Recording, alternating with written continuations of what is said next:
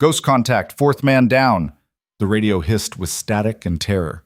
In the suffocating darkness outside a fortified compound, elite operators were dying, one by one.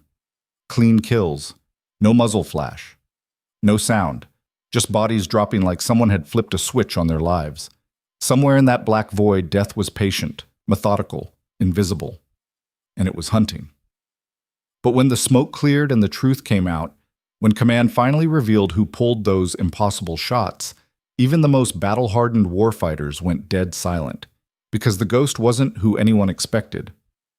If you want to see how this story ends, if you want to know who she really is and what she's capable of, stay with me until the very end. Hit that like button and drop a comment telling me what city you're watching from. I want to see how far this story travels. The briefing room at Fort Iron Ridge smelled like stale coffee and tension. Arya Vance stood at the back, arms crossed, watching the brass lose their minds. "We're not sending another team into that meat grinder." Colonel Brennan slammed his fist on the table hard enough to make the sat phone jump. His face was red, veins bulging at his temples. 2 units, 16 operators, all dead or captured, and you want to talk about a third attempt? Around the table, the weight of failure hung heavy. Delta Force, SEAL Team commanders, Ranger officers, men who'd seen Fallujah, Helmand, Mogadishu, men who didn't rattle easy. They were rattled now. Major Garrett leaned forward, jaw tight. "Those contractors are still alive, 30 Americans. We have intel confirming—" "Intel?" Brennan cut him off. "Your intel got 16 of my people killed. Your intel said it was a standard extraction. Guard count was double. Fortifications were triple. And that warlord," he jabbed a finger at the grainy surveillance photo pinned to the wall. "That bastard we trained, who knows every move we'll make, is sitting in there like he owns the damn desert." Silence. Arya studied the photo. Malik Rashid, former Afghan National Army, trained by U.S. Special Forces in counterinsurgency, close-quarters combat, operational planning. Then he'd gone rogue, taken his knowledge, and built something uglier. A private army. A fortress. And now, 30 American civilian contractors were zip-tied in a basement somewhere inside that compound, waiting to be paraded on camera before their executions. The Pentagon was scrambling, the media was circling, and the clock was ticking. "We have 72 hours before he starts filming." Garrett's voice was quieter now, almost pleading. "After that, it's not just their lives. It's a propaganda win that'll recruit thousands." "Then we level the place," someone muttered from across the table. "Call in an airstrike, take the whole compound off the map." "With our people inside?" another voice snapped back. "You want to explain that to their families?" The argument spiraled. Voices overlapping, strategies proposed and shredded. Every option led back to the same conclusion. More casualties, more failures, more flags draped over coffins. Arya shifted her weight, her gaze drifting to the topographical map spread across the table. Satellite imagery, compound layout, guard rotations, defensive positions. And then, there, a thin blue line threading through the terrain like a vein. The irrigation canal system, old, Soviet era, still functional, ran within 450 meters of the compound's northern perimeter. Her eyes narrowed. "Staff Sergeant Vance." She blinked. Colonel Brennan was staring at her now, his face still flushed with frustration. "You've been awful quiet back there. You got something to add, or are you just here for the show?" Every head in the room turned. Arya pushed off the wall and walked forward, boots silent on the linoleum. She didn't speak until she reached the table, her hand hovering over the map. "The canal," she said simply. Brennan frowned. "What about it?" "It's your entry point." A few officers exchanged glances. Someone scoffed, a sharp, dismissive sound. "Through the water?" Captain Reese shook his head, leaning back in his chair like she'd just suggested riding in on a unicorn. "That's a death trap. Canals exposed for over 2 clicks. Thermal scopes, night vision, motion sensors. They'd light you up before you got within a mile. Not if they don't see you. You can't hide in open water, Sergeant." Arya's eyes didn't leave the map. "You can if you don't surface." The room went still. Major Garrett tilted his head. "You're talking about a full submersion approach, in freezing canal water, for hours." "Yes, sir." That's not just dangerous, that's borderline suicidal. Core temperature drops, hypothermia sets in, you lose motor function. I know the risks. Do you? Reese's voice had an edge now. Because what you're describing isn't some training exercise. That's a solo deep recon insertion through hostile terrain with zero backup, zero margin for error. And if you screw up, if you so much as twitch wrong, you're dead and those hostages are still screwed. Arya finally looked up. Her expression was flat, calm, unshakable. I've done it before. The temperature in the room seemed to drop. Brennan leaned forward, his eyes hard. When? Last year. Al-Hasaka province. Target was an ISIS bomb maker, had a safe house on a river. Thermal coverage, guard patrols, the works. I went through the water, 4 hours submerged, took the shot at 380 meters. Target eliminated. Zero collateral, zero compromise. A beat of silence. Then Reese laughed, short, sharp, disbelieving. You expect us to believe you held your breath for 4 hours? I didn't hold my breath. Arya's tone didn't change. I used a closed-circuit rebreather, no bubbles, no thermal signature if you stay below the surface. Slow your heart rate, control your body temp, and you're a ghost. Until you freeze to death. Thermal undergarments, layered wetsuit, controlled breathing to maintain core heat. I've tested it down to 34 degrees Fahrenheit. Stayed operational. Garrett studied her, his expression unreadable. And the shot? 4 hours in freezing water, muscles stiff, hands numb. You're telling me you made a clean kill at nearly 400 meters? Arya's gaze didn't waver. Yes, sir. Another silence. This one heavier. Brennan sat back, rubbing his jaw. This is insane. It's the only option that doesn't get more people killed, Arya said quietly. Standard breach? They see you coming. Helo insertion? They hear you. Armor? They're dug in with RPGs and heavy machine guns. But water? She tapped the canal on the map. They're not watching the water. Nobody watches the water. Because nobody's stupid enough to use it, Reese muttered. Arya's eyes flicked to him. Or smart enough. The tension crackled. Garrett cleared his throat. Let's say, hypothetically, we entertain this. Walk us through it, step by step. Arya turned back to the map, her voice shifting into mission mode. Crisp, clinical, precise. Insertion point here. She tapped a spot 2 kilometers north.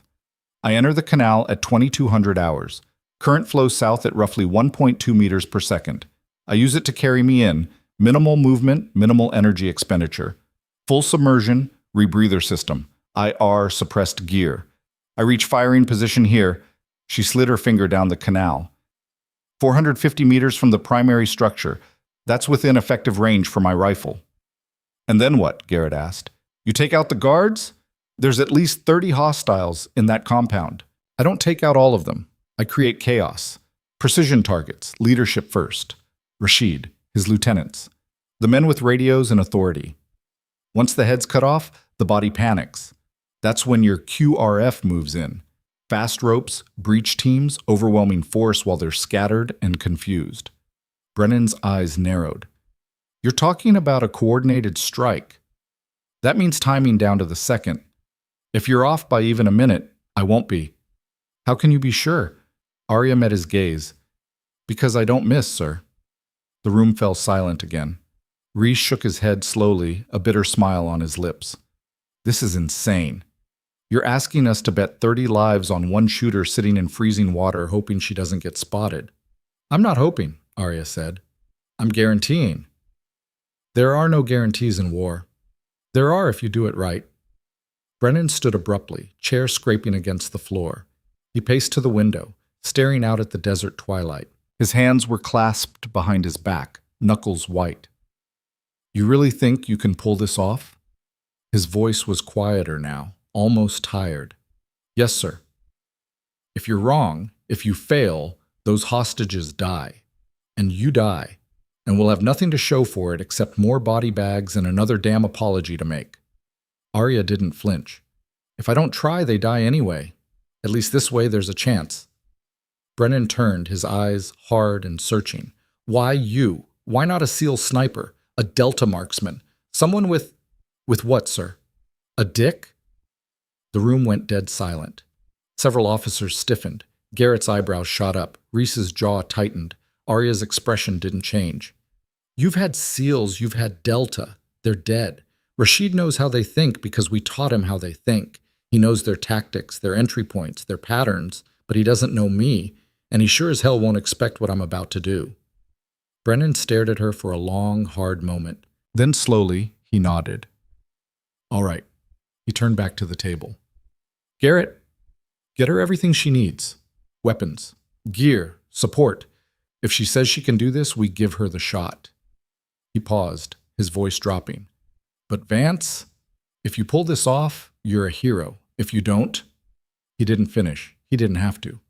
Arya nodded once. Understood, sir. 3 hours later, Arya was in the armory. The fluorescent lights buzzed overhead, casting everything in a harsh white glow. The air smelled like gun oil and metal. Along the walls, racks of weapons gleamed, rifles, sidearms, explosives, every tool of war imaginable. Arya moved through the room with quiet efficiency, pulling what she needed. A custom-built bolt-action rifle, chambered in .338 Lapua Magnum. Effective range, 1,500 meters. Suppressor attached, scope zeroed to her exact specifications. A dive knife, ceramic blade, no metal signature. A rebreather rig, closed circuit, no bubbles, no noise. Thermal undergarments, wetsuit, gloves. And finally, her sidearm. A Sig Sauer P226, 15 rounds, suppressed, just in case. She worked in silence, her movements precise, methodical. Every piece of gear was checked, double-checked. There was no room for error. Quite the setup. She turned. Captain Reese stood in the doorway, arms crossed, watching her. His expression was unreadable. Captain, Arya said evenly. He stepped inside, his boots heavy on the concrete floor. You really think you're going to pull this off? I don't think. I know. Reese snorted. Confidence is good. Arrogance gets you killed. There's a difference between arrogance and competence. He studied her for a moment, then shook his head. You know what the guys are saying, right? Down in the barracks? Arya didn't answer. They're calling it a publicity stunt, a diversity play. Send the woman in, make headlines, check a box. He leaned against the wall, his tone casual but sharp. And if she fails? Well, we tried, but at least we looked progressive. Arya's jaw tightened, but her voice stayed calm. Is that what you think? Reese shrugged. I think the Army loves a good story. And you're a hell of a story. First woman sniper to pass selection. Record scores on the range, all the metrics, all the headlines. He paused. But metrics don't mean much when bullets start flying. Arya turned back to her gear, sliding a magazine into her sidearm with a sharp click. Then I guess we'll see. Yeah. Reese pushed off the wall, moving toward the door. We will. He stopped in the threshold, glancing back. For what it's worth. His voice was quieter now. I hope you prove me wrong. Then he was gone. Arya stood alone in the armory, her hands steady, her breathing slow. She didn't need his approval. She didn't need anyone's approval. She just needed to do the job. The night was cold and moonless. Arya stood at the edge of the insertion point, staring down at the canal. The water was black, reflecting nothing, silent, waiting. Behind her, a small support team prepped the final checks, radio frequencies, extraction coordinates, contingency plans. Major Garrett approached, his face grim in the dim light. Comms check, he said. Arya tapped her earpiece. Lima 7, radio check. Lima 7, I read you 5 by 5, came the reply from the command tent. Garrett nodded. You've got 72 hours before Rashid starts executing hostages. Intel says he's planning to film it. Make an example. Once that footage goes live, I know. He hesitated. If things go sideways, if you're compromised, I won't be. If you are, Garrett pressed, we can't extract you, not without blowing the entire operation. You'll be on your own. Arya met his eyes. I've always been on my own, sir. Garrett's expression softened slightly. Good luck, Sergeant. She didn't answer. Instead, she turned and stepped into the water. The cold hit her like a fist, sharp, brutal, immediate. Her breath caught for half a second before training took over. She controlled it, slowed it, let her body adjust. Then she sank beneath the surface and disappeared. The world underwater was silent. No sound but the faint hum of the rebreather. No light but the distant, distorted glow of stars far above. Arya drifted with the current, her body horizontal, her movements minimal. Every muscle was controlled, every breath measured. The cold gnawed at her, relentless and patient. It crept through the wetsuit, through the thermal layers, searching for warmth to steal. She ignored it. Her mind focused on the rhythm. Breathe, count, drift, breathe. Time became fluid. Minutes stretched, hours compressed. She surfaced only once, briefly, just her eyes above the waterline, to check her position. The compound loomed in the distance, a dark silhouette against the starless sky. Lights flickered along the perimeter. Guard towers, patrols. She sank again, deeper. The current carried her forward, closer. By the time she reached her firing position, her core temperature had dropped to dangerous levels. Her fingers were numb, her muscles stiff, but her mind was clear. She anchored herself against the canal bank, her rifle emerging from the water like something prehistoric. Slow, deliberate. The scope settled against her eye. Through the lens, the compound sharpened into focus. Guard tower. 2 hostiles, a K-47 smoking, relaxed. Courtyard. 4 more. Patrolling. Boots crunching on gravel. And there, center building, 2nd floor. A window. Malik Rashid. He stood framed in the light, gesturing to someone off-screen. Confident. Untouchable. Arya's breath slowed. Wind. Negligible. Distance, 453 meters. Elevation, slight drop. Humidity, dry. She adjusted. Her finger rested on the trigger. And then, movement. Rashid turned, dragging someone into view. A hostage. Male. Mid-30s, bruised, terrified. A camera crew set up behind him. Arya's pulse didn't spike. It slowed. She knew what was about to happen. Rashid pulled a knife from his belt, holding it up to the camera. Theatrics. A show. The hostage was shaking, tears streaming down his face. Arya's world narrowed to a single point. The crosshairs settled on Rashid's temple. She exhaled, held, and pulled the trigger. The rifle cracked, a sound swallowed instantly by the suppressor. Rashid's head snapped sideways, his body crumpled. The knife clattered to the floor. For one heartbeat, nothing moved. Then chaos erupted. Shouting, confusion, guards scrambling, trying to locate the source of the shot. Arya didn't wait. Bolt back. Brass ejected. New round chambered. Guard tower. Left hostile. Crack, down. Right hostile.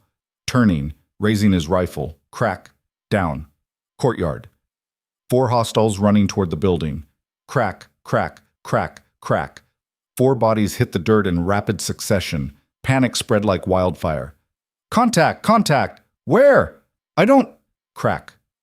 Another guard dropped mid-sentence. Arya moved like a machine. Smooth.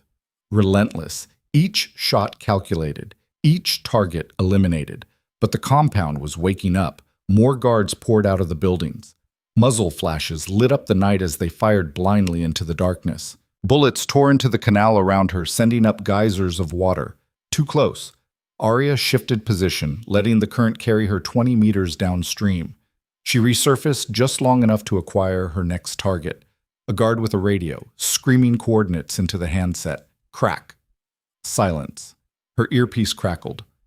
Lima 7, this is Overwatch. QRF is inbound. ETA 4 minutes. Hold position. Arya didn't respond. She was already lining up the next shot. Another guard. Then another. Each kill bought seconds. Seconds meant lives. And then, rotors. Deep. Heavy. Growing louder. The helicopters roared over the horizon, black shapes against a blacker sky. Arya sank beneath the water as the first helo descended, fast ropes dropping, boots hitting the ground. The assault team stormed the compound. Gunfire erupted, sharp, controlled bursts. Flashbangs detonated, smoke billowed. It was over in minutes. By the time Arya hauled herself out of the canal, her body was shaking violently.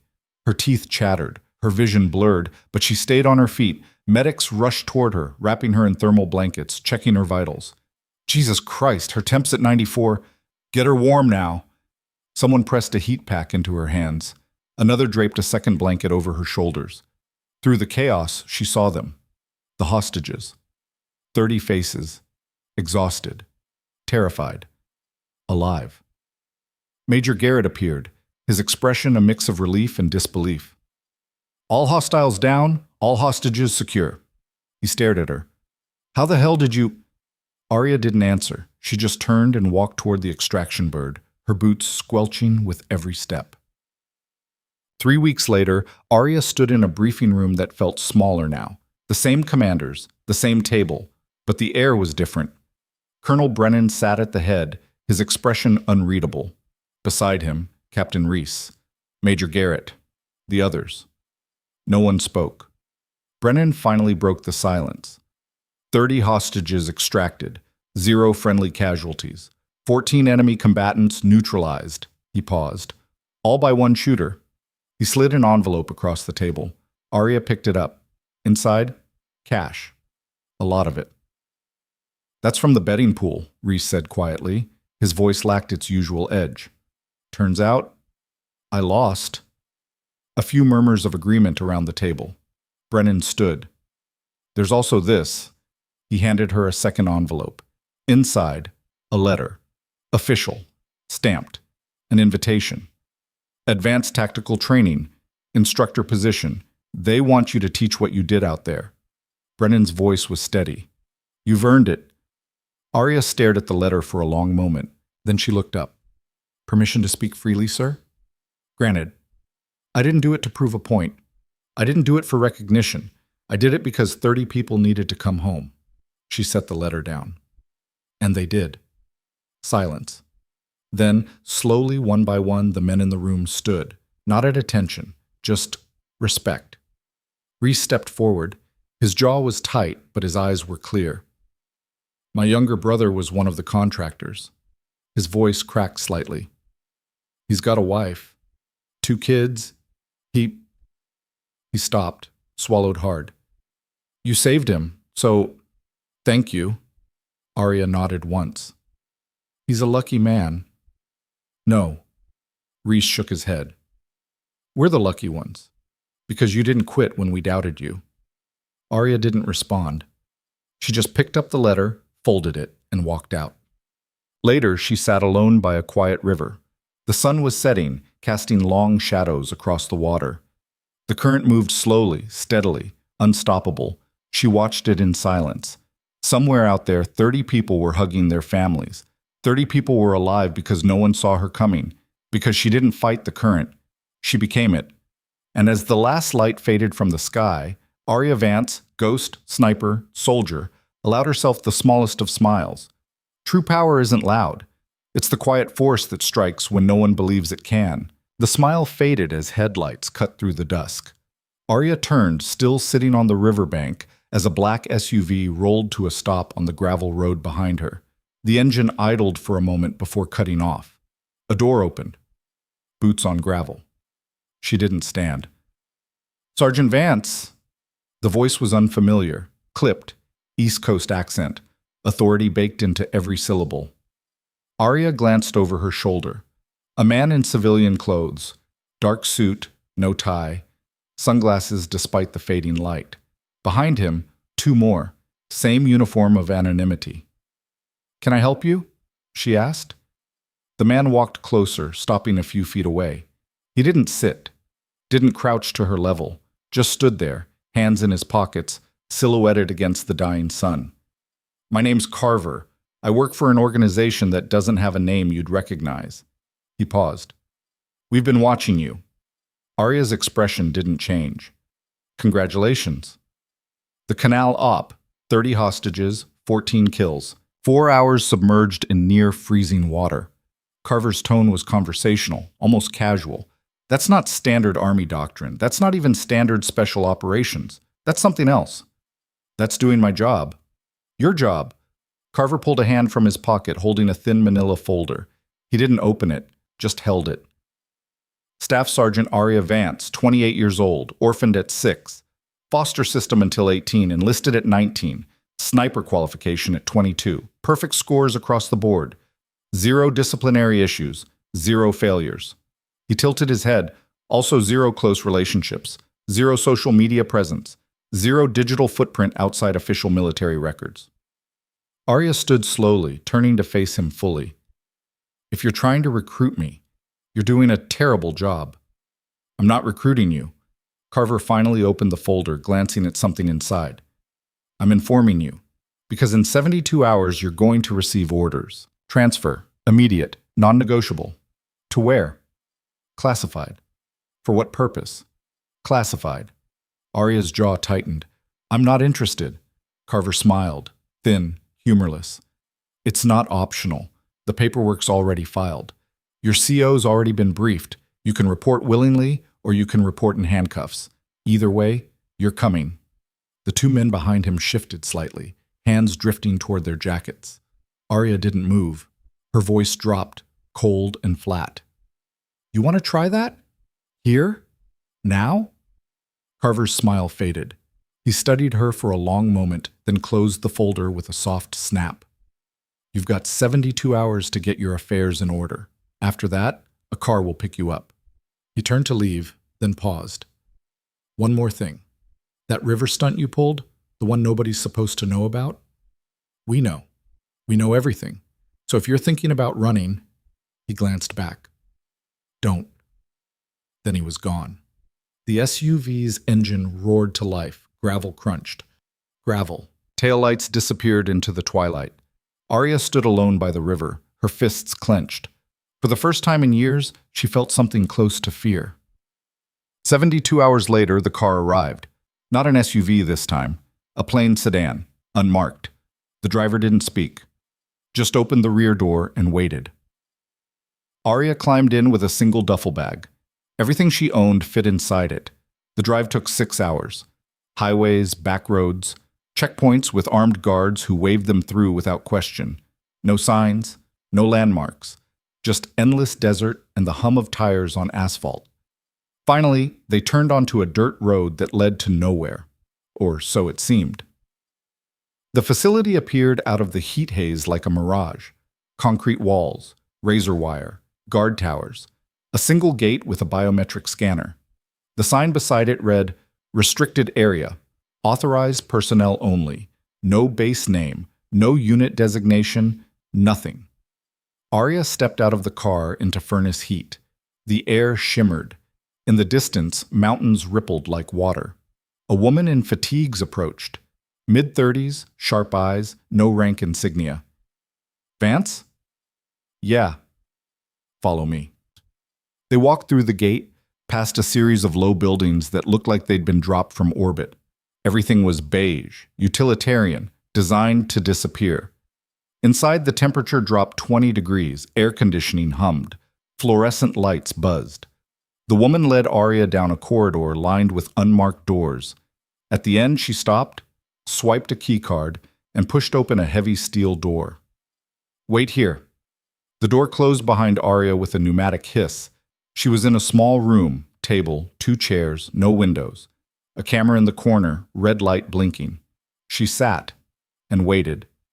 20 minutes passed. Then the door opened. Carver stepped inside, still in his suit, still wearing those damn sunglasses indoors.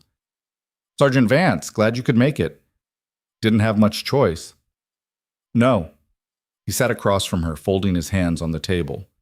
You didn't. Silence. Arya leaned back in her chair, arms crossed. So what is this? Black Site? CIA? JSOC? Or something even the acronyms don't know about? All of the above. None of the above. Carver smiled faintly. Let's just say we operate in the spaces between official channels. When traditional assets fail, we step in. When missions are too sensitive for public record, we handle them. And when someone demonstrates unique capabilities, he gestured toward her. We take notice. And you think I'm unique. I know you are. Carver pulled a tablet from his jacket, sliding it across the table. Al-Hasaka Province, the bomb maker you eliminated. The official report says you made the shot from 380 meters after a standard approach. Arya said nothing. But that's not what happened. Carver tapped the screen. A satellite image appeared. Thermal overlay. Timeline stamps. You entered the water at 1947 hours. Didn't surface until 2343. 4 hours. Core temperature dropped to 92 degrees Fahrenheit. By all medical standards, you should have been unconscious. But you took the shot anyway. Clean kill. Then disappeared before the follow-up team arrived. Arya's expression remained neutral. Someone's been busy. We've been busy for a long time. Carver leaned forward. Here's what I want to know. How? How what? How does a 28-year-old staff sergeant with no prior special operations experience develop the skills to do what you do? How do you survive conditions that would kill trained SEALs? How do you make shots that veteran snipers wouldn't attempt? He paused. And why does someone with your abilities stay buried in a conventional army unit instead of applying for Delta or DevGru? Arya met his gaze. Maybe I like where I am. Or maybe you're hiding. The temperature in the room seemed to drop. Carver pulled the tablet back, swiping to a new screen. Let's talk about your past. Orphaned at 6, parents died in a car accident. Or so the report says. That's what happened. Is it? He turned the tablet toward her again. A photograph. Grainy, old. A little girl, maybe 5 or 6, standing beside a man and a woman. The girl's face was partially obscured, but the eyes were unmistakable. Arya's eyes. This photo was taken 3 months before your parents allegedly died. But here's the interesting part. Carver zoomed in on the background. A building, nondescript, except for the small sign above the door, Cyrillic lettering. Arya's pulse quickened, but her face remained stone. That's a research facility, Carver continued. Eastern Europe. Specializes in cognitive enhancement, performance optimization, experimental training protocols.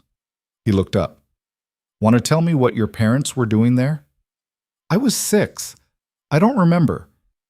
You remember everything, Vance. That's part of the problem. Carver closed the tablet. You've got skills that don't match your training record, abilities that don't fit the timeline, and a past that's been scrubbed so clean it practically glows in the dark. So I'll ask again, how? Arya stood abruptly, the chair scraping against the floor. If you brought me here to play detective, you're wasting both our time. Sit down. No. Carver's expression hardened. Sit down. For a moment, neither moved. Then Arya sat, but her eyes didn't leave his. Carver exhaled slowly, adjusting his sunglasses. Look, I don't care what happened when you were 6. I don't care what secrets are buried in your file. What I care about is capability, and you've got it in spades. That canal op? That wasn't luck. That wasn't standard training. That was something else. Something we need. For what? For the missions no one else can handle. He leaned back. We've got a problem. High-value targets in denied areas. Places where traditional military action would spark international incidents. Hostage situations where standard rescue protocols fail. Enemies who know our playbook because we taught it to them. He paused. We need someone who doesn't play by the playbook. Someone who disappears. Someone who strikes from angles they'll never see coming. You've got plenty of operators who can do that. Not like you. Carver's voice dropped. You stayed submerged for 4 hours in water that should have killed you. You made 14 kills in under 3 minutes. You extracted 30 hostages with 0 friendly casualties, and you did it alone. He tilted his head. That's not training. That's not talent. That's something built into your DNA. Arya's fists clenched beneath the table. What do you want from me? I want you to do what you do best. Disappear. Strike. Win. He slid a new folder across the table. We've got a situation. Libya. A warlord named Hassan Koval, former KGB, runs a smuggling network that moves everything from weapons to people. Intel says he's got 3 American journalists locked in a compound outside Benghazi. Standard rescue ops won't work. He's got anti-air, heavy fortifications, and a network of informants that'll light us up the moment we get close. Arya opened the folder. Satellite images. Guard rotations. Compound layout. And there, threading through the terrain, A river. Carver watched her. Sound familiar? Arya closed the folder. You want me to do another canal approach? I want you to do whatever it takes.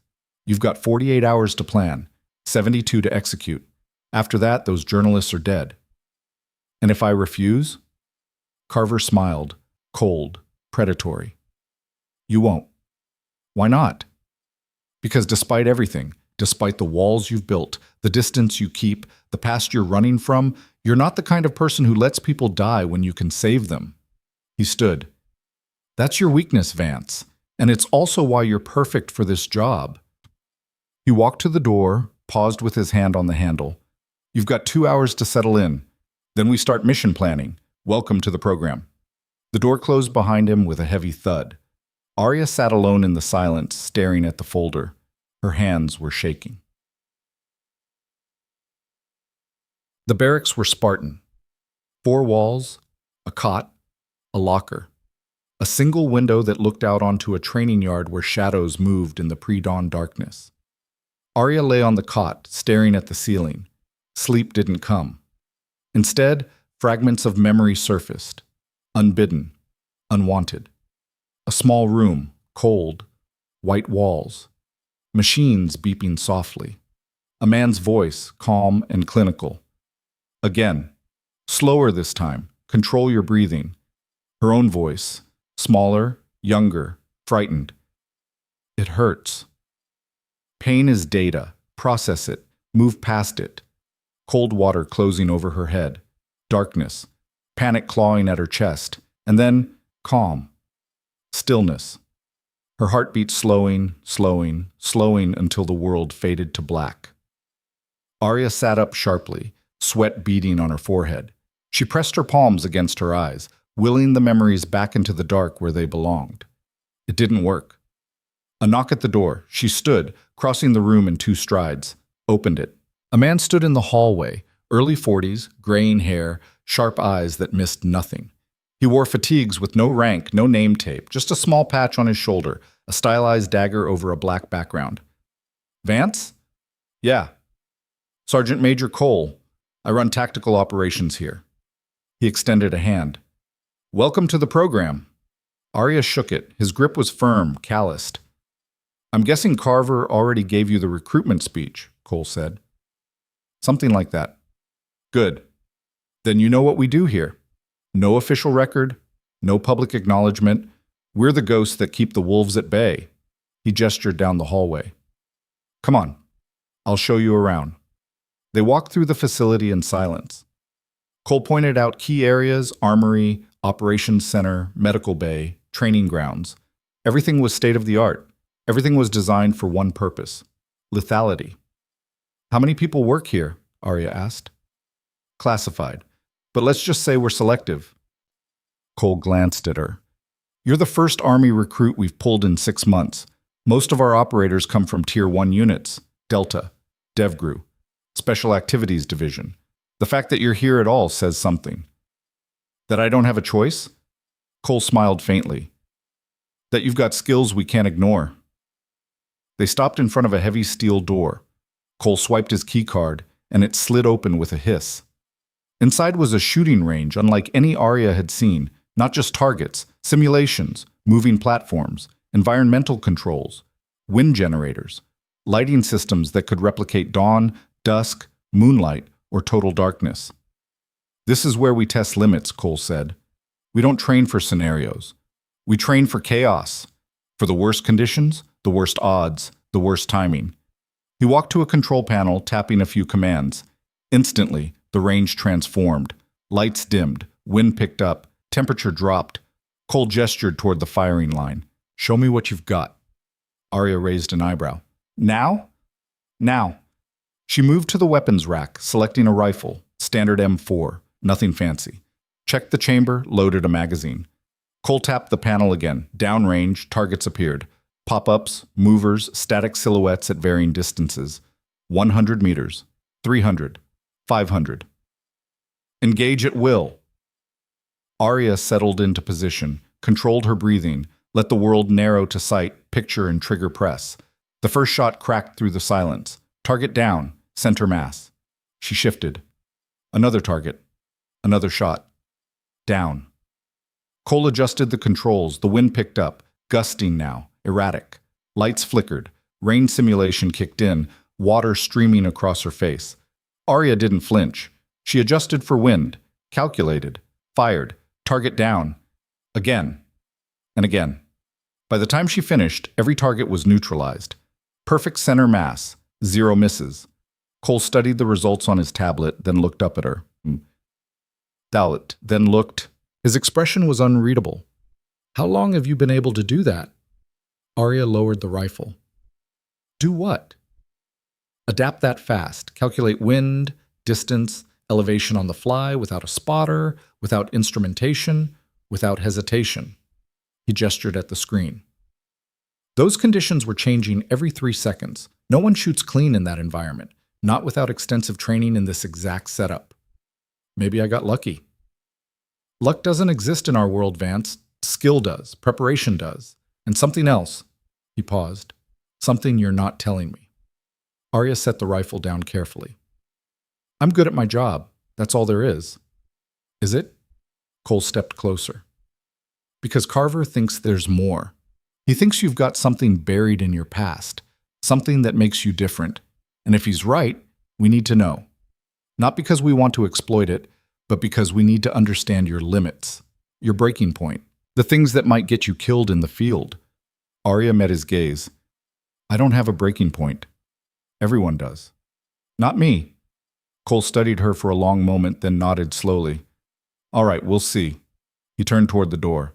Mission brief in 1 hour. Ops center. Don't be late. He left. Arya stood alone in the range, the simulated rain still falling around her. She didn't feel victorious. She felt exposed.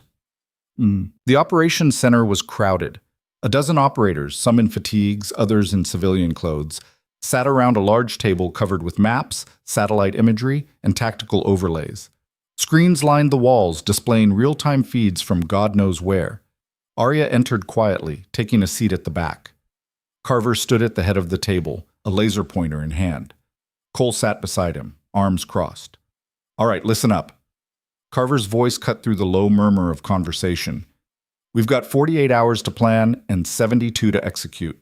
Target, Hassan Koval, former KGB operative turned warlord, currently operating out of a fortified compound 20 clicks outside Benghazi. He clicked a button. The main screen shifted to an aerial view of the compound. 3 buildings, high walls, guard towers, heavy fortifications. Koval's got 3 American journalists, kidnapped 6 days ago while covering refugee movements. Intel suggests he's planning to sell them to an extremist group unless ransoms are paid. State Department won't negotiate. Local government won't intervene. That leaves us.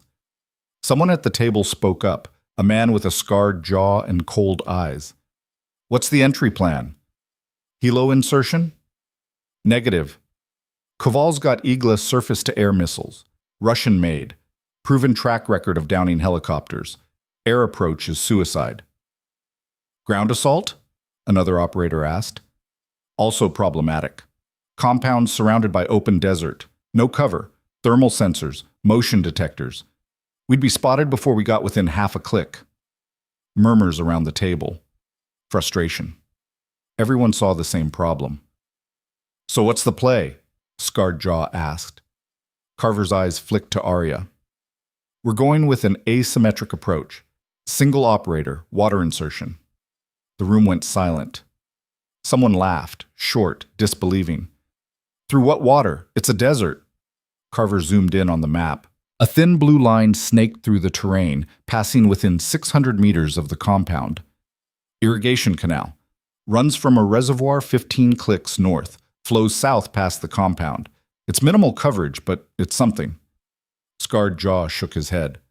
600 meters is extreme range. Wind's unpredictable in that region, and you're talking about a solo op with 0 backup. Correct? That's insane. It's necessary. Carver looked around the table. Standard tactics won't work here. We need someone who can do what others can't. Someone who's already proven they can operate in extreme conditions. He gestured toward Arya. Sergeant Vance will handle primary insertion and target elimination. Once the compound's destabilized, QRF moves in for hostage extraction. All eyes turned to her. Arya didn't react, just sat there, calm, expressionless. Scarred jaw leaned back in his chair, arms crossed. No offense, Sergeant, but this isn't some training exercise. Koval's not a sitting duck. He's got trained operators, military-grade equipment, and years of experience. You really think you can take him out from 600 meters after floating in a canal for hours? Arya's voice was quiet. Yes. Based on what? Based on the fact that I've done it before. Where? When? Carver cut in. That's classified. Scarred jaw's jaw tightened. With all due respect, sir, we're about to risk 3 American lives on one shooter's say-so. I think we deserve more than classified. What you deserve, Carver said coldly, is to follow orders. Vance has been vetted. Her record speaks for itself. And unless you've got a better plan that doesn't involve losing more operators, I suggest you shut up and listen. Scarred Jaw's eyes flashed, but he said nothing. Carver continued. Mission timeline? Vance inserts at 0200 hours. Canal approach to firing position. Target elimination at 0600. QRF deploys immediately after. Extraction via ground convoy. Questions? A woman near the front raised her hand, short hair, sharp features, tactical gear. What if Vance is compromised before reaching position? Then the mission's scrubbed and we extract. And if she's compromised during the shot? Then she's on her own. The woman's expression didn't change, but something flickered in her eyes. Doubt, or maybe pity. Arya spoke up. I won't be compromised. The woman turned to her. You sound confident. I am. Confidence gets people killed. So does hesitation. The woman studied her for a moment, then nodded slowly. Fair enough. Carver checked his watch. We've got 36 hours to finalize gear, run simulations, and brief the QRF. Vance, you're with Cole. He'll walk you through equipment selection and environmental prep. Everyone else, get familiar with the compound layout. I want contingencies for every scenario. Dismissed. The room emptied quickly. Arya stood, but before she could leave, Scarred Jaw stepped into her path. Up close, he was bigger than she'd thought. 6'3", maybe 6'4". Broad shoulders, eyes like flint. Word of advice, Sergeant. His voice was low, meant for her ears only. I don't know what you did to impress Carver, and I don't care. But out there? He gestured vaguely toward the desert beyond the walls. There's no room for error. You miss, those hostages die. You get spotted, you die. And if your op goes sideways, the rest of us are the ones who have to clean up the mess. He leaned in slightly. So do us all a favor. If you're not 100% sure you can pull this off, say so now, before it's too late. Arya held his gaze. I'm sure. Are you? Or are you just too proud to admit you're in over your head? Neither. He studied her, looking for cracks, for doubt, for anything that would confirm his suspicions. He found nothing. Finally, he stepped aside. Good luck, Sergeant. You're going to need it. He walked away. Arya stood alone in the empty operations center, surrounded by maps and screens and the weight of expectations she didn't ask for. But she didn't feel afraid. She felt something else, something cold, something sharp, something that had been sleeping for a long time. And now it was waking up. That night, Arya returned to her barracks. She sat on the edge of the cot, the folder from Carver spread open beside her. Satellite images, guard rotations, terrain maps, and that thin blue line, the canal. She traced it with her finger, calculating distances, angles, probabilities. 600 meters. Extreme range. Wind variables. Heat distortion. Most snipers wouldn't even attempt it. But she wasn't most snipers. Her comm device buzzed, a small earpiece issued by Cole. Vance, this is Overwatch. You still awake? She tapped it. Yeah. Good. Meet me at the range in 10. We need to run environmental sims. Copy. She stood, grabbed her gear, and headed out into the night. The desert air was cool now, almost cold. Stars burned overhead, bright, infinite, indifferent. Somewhere out there, 3 people were waiting to die, and she was the only thing standing between them and that fate. No pressure. She walked faster. The range was dark except for a single overhead light that cast harsh shadows across the concrete floor. Cole stood at the control panel, fingers dancing over the touchscreen. Around Arya, the environment shifted. Wind generators spun to life, temperature dropped, moisture levels spiked to simulate humidity. "We're replicating Benghazi conditions," Cole said without looking up. Daytime temps hit 105. Nighttime drops to 65. Wind patterns are erratic, gusts up to 15 knots from the northwest. Canal water temp is approximately 58 degrees Fahrenheit. He glanced at her. "You'll be in that water for 3 to 4 hours minimum, maybe longer if insertion timing gets pushed." Arya checked her rifle. A custom build, .338 Lapua Magnum, suppressor attached. "I've done colder." "I'm sure you have." Cole tapped another command. Downrange targets appeared at varying distances. But cold isn't the only variable. Hassan Koval isn't some third-rate militia commander, he's former KGB. Spetsnaz trained. He knows counter-surveillance, knows how snipers think, knows how to harden a target. He looked at her directly now. "Which means if you miss your first shot, you won't get a second." "I won't miss." "Prove it." The lights cut out completely. Darkness swallowed the range. For 3 seconds, Arya saw nothing. Then emergency lighting kicked in, dim, red-tinted, barely enough to make out shapes. "Night vision's compromised," Cole's voice came through her earpiece. "Battery failure, equipment malfunction. Doesn't matter why. You've got ambient light only. Winds gusting at 12 knots. Temperature just dropped another 10 degrees. Target distance, 620 meters. Engage." Arya's eyes adjusted. She scanned downrange, found the target silhouette. Barely visible, a darker shadow against dark background. She settled into position. Breathing slowed. Pulse dropped. Wind brushed her cheek. Left to right. Inconsistent. She calculated. Adjusted. The world narrowed to a single point. She fired. The suppressor coughed. Downrange, the target jerked. Center mass. "Again," Cole said. "Different target. 580 meters. Wind shift. Now coming from the east. You've got 30 seconds before guard rotation spots your muzzle flash." Another target appeared. Arya didn't hesitate. Bolt back. New round chambered. Sight picture acquired. Fire. Target down. "Faster!" Cole barked. "Koval's moving toward the hostages. You've got 15 seconds before he's behind cover. 600 meters. Crosswind at 10 knots. Target shifted. Moving now. Side to side. Arya tracked it. Led the movement. Calculated intercept point. Fire. The target stopped mid-stride. Perfect hit. The lights came back on, harsh and sudden. Arya blinked against the glare, lowering her rifle.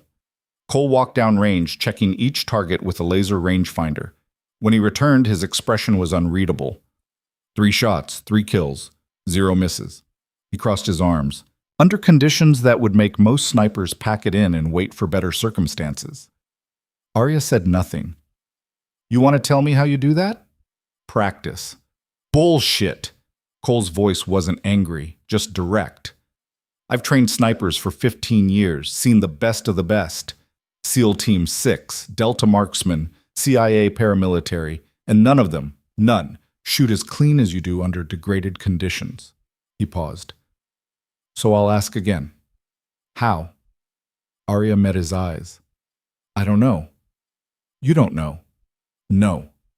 You just naturally compensate for wind, distance, movement, lighting variables, and physiological stress without conscious thought?" "Something like that." Cole studied her for a long moment. Then he shook his head slowly. "Either you're the luckiest person alive, or there's something in your wiring that's different from the rest of us." He turned back toward the control panel. "Either way, it's going to keep you alive out there. Let's hope it's enough." Otets. The mission brief came at 0400 hours. Arya sat in the operations center surrounded by faces she barely knew. The QRF team, 6 operators, all Tier 1 veterans. Scarred Jaw was there, whose real name turned out to be Hendricks. The woman from before, Specialist Reyes. Others whose names she hadn't learned yet. Carver stood at the head of the table, looking like he hadn't slept in days. Intel update, he began without preamble. Cavals moved the journalist to the basement of the primary structure. Reinforced door. 2 guards posted outside. He's accelerating the timeline, planning to film an execution in 18 hours instead of 72. Hendricks swore under his breath. Which means, we move tonight, Carver continued. Vance inserts at 2200 hours, 4-hour canal approach, target elimination at 0200. QRF deploys immediately after first shot. Questions? Reyes raised a hand. What's our backup plan if Vance doesn't neutralize Koval? There isn't one. The room went silent. You're telling me we're betting everything on one shooter? Hendricks' voice was tight. I'm telling you we're out of options. Carver's tone left no room for argument. Standard assault gets those hostages killed. Air support gets our birds shot down. This is the only play we have. Then we better hope she's as good as you say she is. All eyes turned to Arya. She sat perfectly still, hands folded on the table. I am. Hendricks' jaw worked. No offense, Sergeant, but I've seen a lot of confident operators end up in body bags. Then you'll see one more who doesn't. Something flickered across Hendricks' face, surprise, maybe respect. He nodded slowly. All right, let's do this. Carver checked his watch. Wheels up in 16 hours. Use the time to prep gear, run final checks, and get some rest. Dismissed. The room cleared quickly. Arya stood, but Carver's voice stopped her. Vance, a word. She turned. He gestured toward a side office, small, windowless, soundproofed. They stepped inside. The door closed with a heavy click. Carver leaned against the desk, arms crossed. For a moment, he just looked at her. You've got ghosts, he said finally. Arya didn't respond. Everyone does. Past trauma, unresolved questions, things they'd rather forget. He paused. But yours are different, deeper, more deliberate.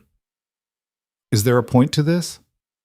The point is that I need to know you're not going to freeze up out there.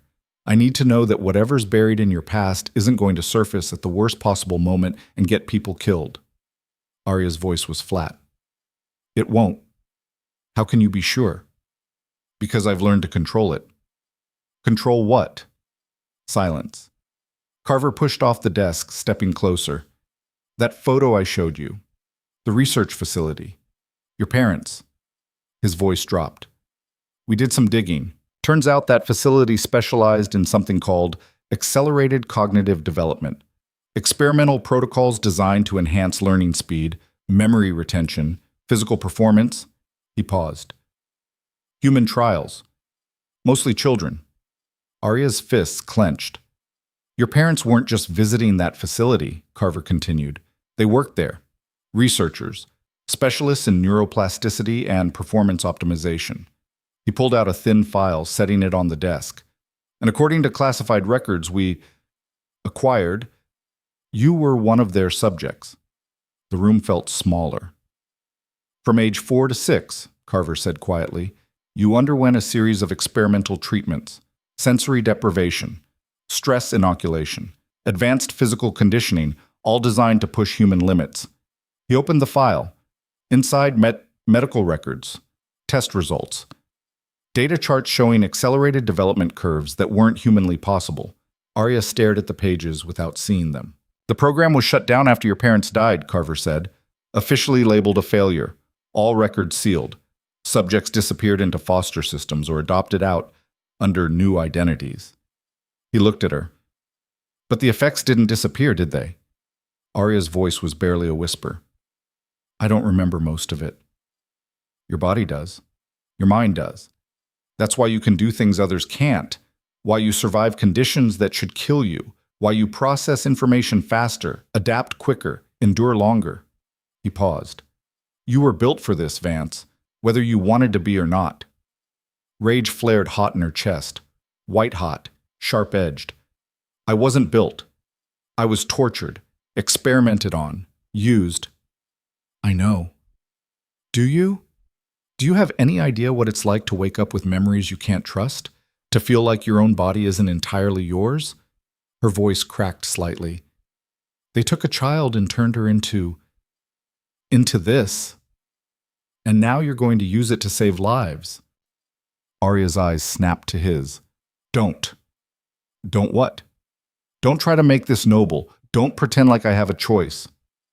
Carver's expression softened, just slightly. You always have a choice, Vance. You can walk away right now, say no, refuse the mission. And let those journalists die? That's not on you.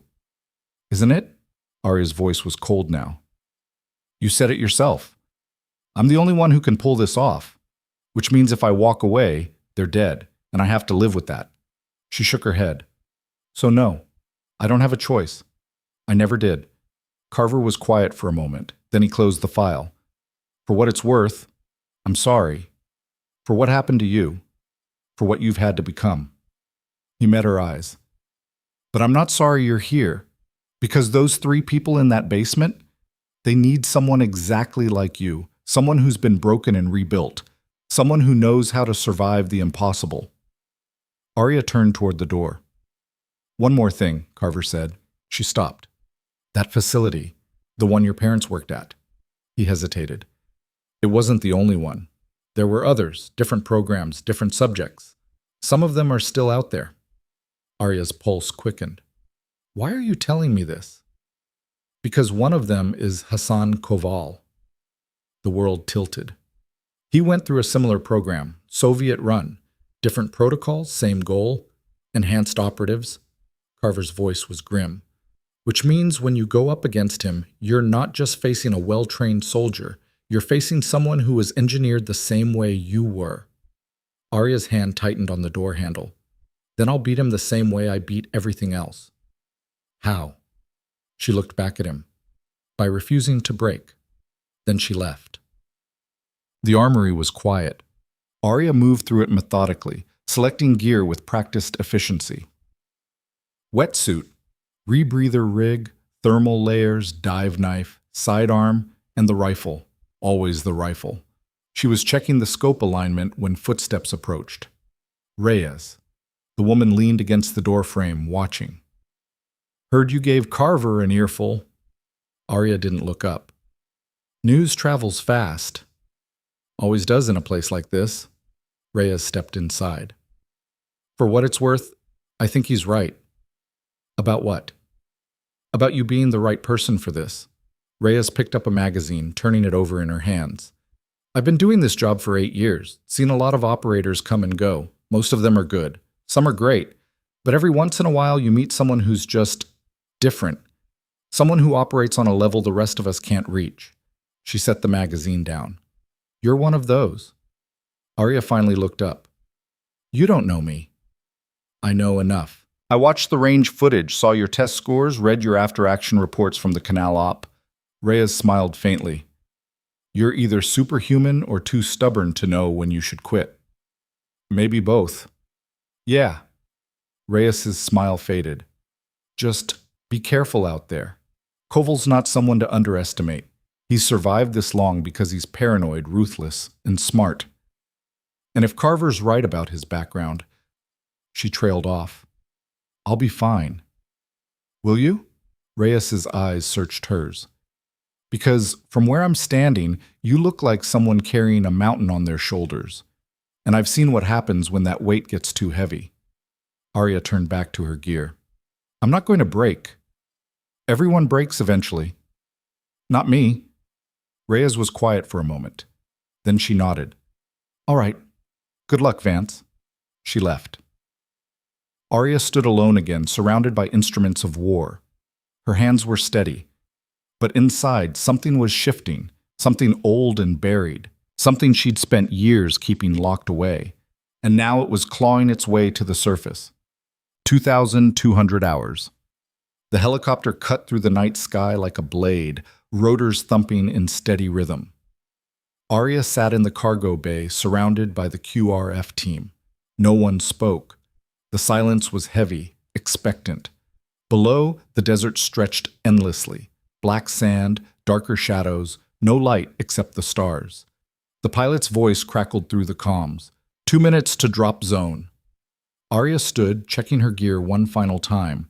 Wetsuit sealed, rebreather functional, rifle secured. Hendricks caught her eye. He didn't say anything, just nodded. She nodded back. The helicopter descended, hovering 20 feet above the canal. The side door slid open. Wind roared in, cold and violent. 30 seconds! Arya moved to the edge, staring down at the black water below. 10 seconds! She took a breath, held it, and jumped. The impact was brutal. Cold slammed into her like a wall, driving the air from her lungs. For half a second, panic clawed at her, primal, instinctive. Then training took over. She surfaced just long enough to orient herself, then sank beneath the water, letting the current take her. The world went silent. Above, the helicopter's rotors faded into nothing. The QRF team was gone. The base was gone. There was only water, darkness, and the mission. Arya drifted, her body horizontal, her movements minimal. The rebreather fed her oxygen in steady, measured breaths. Her pulse slowed. Core temperature began to drop. She'd done this before, but this time felt different. This time, the ghosts were closer. Cold water, white room, machines beeping. Control your breathing, slow your heart. Let the cold become part of you. Her father's voice, clinical, detached. Pain is temporary, adaptation is permanent. She pushed the memory away, focused on the present. The current carried her south. Time became meaningless. Minutes, hours. All the same. Finally, the compound appeared in the distance, a dark shape against a darker sky. Lights glowed along the perimeter. Guard towers stood silent. Arya drifted closer. 450 meters. She anchored herself against the canal bank, letting the cold seep deeper into her bones. Through her scope, the world sharpened. Guard tower. 2 hostiles. A K-47's alert, courtyard. 3 more, patrolling in lazy patterns. And there, second floor window. Hassan Koval.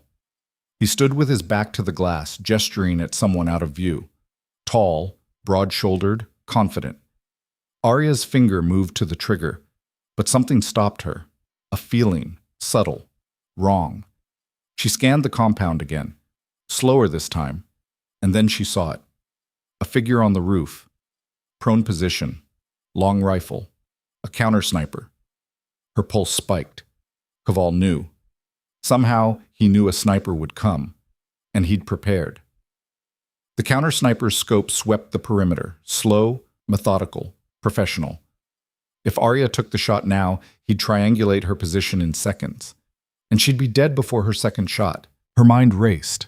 Options. Abort. Wait. Engage the counter sniper first. But engaging the counter sniper would alert the compound, and the hostages would die. She had one shot, one chance, and it had to be perfect. Her breath slowed, pulse dropped, the world narrowed. She calculated angles, timing, wind. Koval stepped into the window frame, turning slightly. The counter sniper's scope swept past her position, missing her by inches. Arya exhaled, held, and fired. The bullet cut through 450 meters of night air in less than a second. Koval's head snapped back. His body dropped. Before the counter sniper could react, Arya's bolt was already moving. New round chambered. Sight picture acquired. Fire. The counter sniper jerked once, then went still. Chaos erupted. Shouts, alarms, gunfire. But it was too late. Arya was already moving, shifting position, letting the current carry her downstream. Her second magazine was loaded. Her targets acquired. Guard tower. Left hostile. Fire. Down. Right hostile. Fire. Down. Courtyard. 4 hostiles running toward the basement entrance. Fire, fire, fire, fire. Bodies dropped in rapid succession. Through her earpiece, Hendrick's voice crackled. Lima 7, QRF is inbound, 60 seconds. Arya didn't respond. She was locked in now, pure focus, pure execution. Another guard appeared, radio in hand, calling for reinforcements. Fire. Silence. The helicopters roared overhead, fast ropes deploying, operators sliding down like angels of death. Flashbangs detonated, smoke billowed. The assault was clean, brutal, overwhelming. Arya stayed in the water, providing overwatch. Any hostile that appeared in her scope died instantly. 3 minutes later, Hendrix's voice came through again. Hostages secure. All targets down. We're extracting. Arya lowered her rifle. It was over. She hauled herself out of the canal, her body shaking violently. Core temperature had dropped to dangerous levels. Her fingers were numb, vision tunneling, but she stayed on her feet.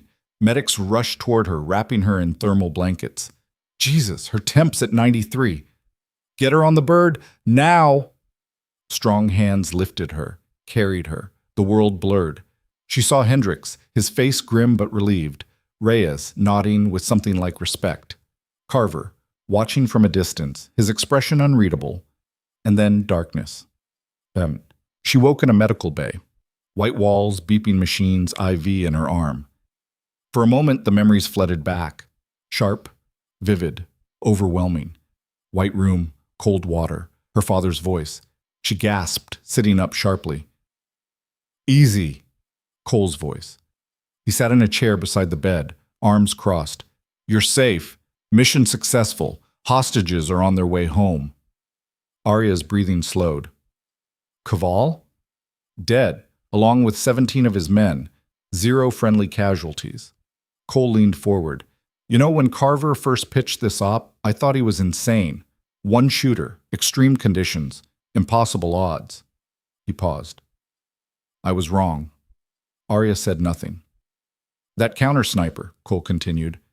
You spotted him before you took the shot. Adjusted your plan on the fly. Made 2 kills in under 3 seconds. He shook his head. That's not training. That's something else. It's survival. Is it? Cole's eyes were sharp. Or is it something you were programmed to do before you even knew what programming meant? Arya's jaw tightened. Does it matter? I don't know. Does it? Silence. Cole stood. Get some rest. Carver wants to debrief you in 6 hours. He moved toward the door, then paused. For what it's worth, Vance, that you saved 3 lives tonight. Whatever it cost you, whatever it took, it was worth it. Then he was gone. Arya lay back against the pillow, staring at the ceiling. Her hands were still shaking, not from the cold, from something deeper. Because now she knew the truth. She wasn't just good at this, she was made for it, and that terrified her more than any mission ever could. She didn't sleep. Instead, Arya lay in the medical bay staring at the IV drip, watching clear fluid slide down the tube and into her arm. Each drop was perfectly timed, mechanical, predictable, unlike her thoughts. The door opened quietly. Footsteps approached, measured, deliberate. Carver. He pulled up the chair Cole had occupied, sitting without asking permission. For a long moment, he just watched her. How are you feeling? He finally asked. Fine. Liar. Arya's eyes flicked to him. What do you want? The truth. Carver leaned forward, elbows on his knees. About what happened out there. About that counter-sniper. I spotted him, adjusted, made the shot. In under 3 seconds, in conditions that would overwhelm most operators, while your core temperature was dropping into hypothermic ranges. He paused. That's not adjustment, Vance. That's something else. Like what? Like the kind of processing speed that shouldn't be humanly possible. Carver pulled out a tablet, swiping to a video feed. This is thermal footage from the Overwatch drone. Watch. He turned the screen toward her. The video showed the compound from above, heat signatures glowing white against black background. Arya's position in the canal was barely visible, a faint cool spot against the water. Then the shot. Caval's heat signature flared briefly before collapsing. Less than 2 seconds later, the counter-sniper dropped. Carver froze the frame. From first trigger pull to second kill, 1.8 seconds. In that time, you cycled the bolt, acquired a new target 200 meters from the first, calculated wind and elevation for a completely different angle, and made a headshot. He looked at her.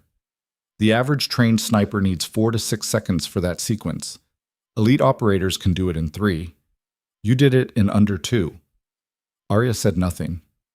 That's not training, Carver continued. That's not experience.